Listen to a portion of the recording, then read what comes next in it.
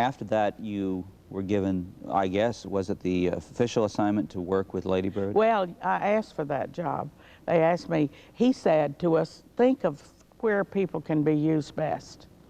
And we did, and we made some recommendations. And I said I wanted to be press secretary to Lady Bird. That was the part of the White House I'd covered the closest, and which I felt equipped for and wanted to do because no newswoman had ever been in that job. I'd always been a secretary to on the Hill. And so I was made that and chief of staff for Lady Bird. Well, what about Lady Bird?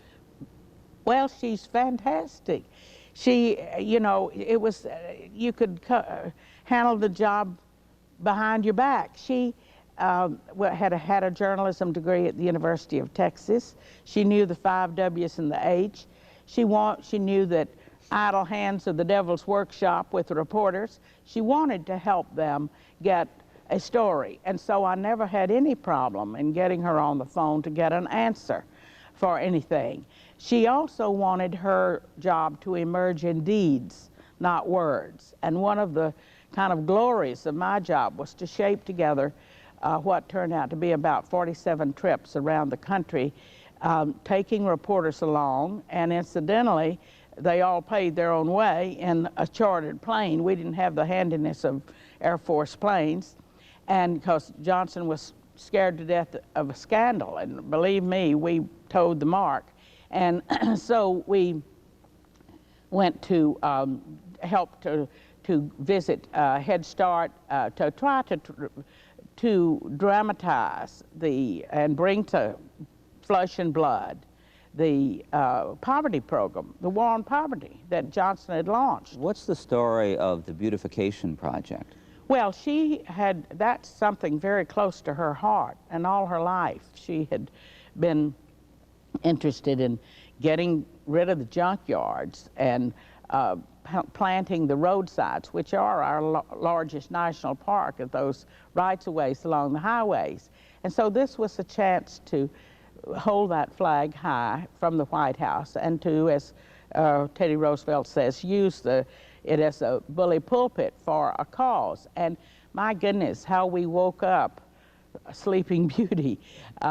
Just environmentalists everywhere suddenly had a voice in the White House. And so the Highway Beautification Bill was passed, very much with her help, because after all, Lady Bird is very savvy politically, and she had been next to the master of it, and she could pick up a phone and ask a congressman to vote for things, and she did. And so we got that legislation through. It's been watered down from time to time, but it's still there when somebody comes along. And I think she marched it on stage, the whole environmental program. Did that idea come from her? Yes, it did.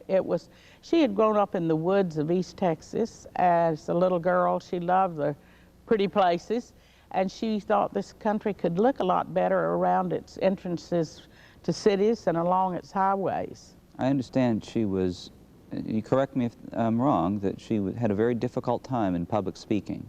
Well, she had. She'd been a shy girl. She took speaking lessons. She always tried to rise to the expectations of her husband, and she got to be not a great speaker, but a very good speaker and very much in demand, and she could get a message across. In that respect, you and she are opposites, and I wonder how you got along. We got along just great because, you know, I'm P.T. Barnum. I like whistle stops. I like the whoopla and the bunning and all of that. And she still has bruises in her back from me shoving her forward into the picture. But I guess personality-wise, I'm more like LBJ. We wake up early, we get going, and it's a trait my father had too. And